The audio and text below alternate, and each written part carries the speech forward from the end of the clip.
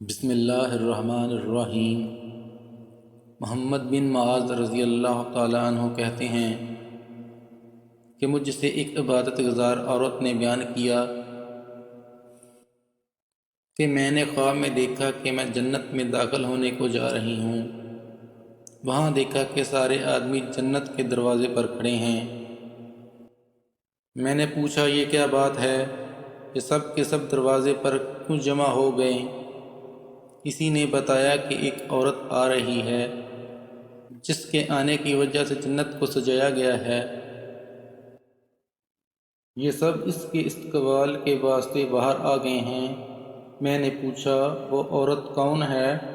کہنے لگے کہ ایکا کی رہنے والی ایک سیاہ باندی ہیں جن کا نام شاہ آمنہ رحمۃ اللہ تعالیٰ علیہا ہے۔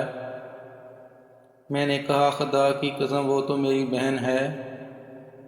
اتنے میں دیکھا کہ شاہ آمنہ رحمۃ اللہ تعالیٰ علیہا ایک نہایت عمدہ خوشنما اصیل اونٹنی پر بیٹھی ہوا میں اڑی آ رہی ہیں۔ میں نے ان کو آواز دی کہ میری بہن اب تمہیں اپنا اور میرا تعلق معلوم ہے، اپنے رب سے دعا کر دو کہ مجھے بھی تمہارے ساتھ کر دے۔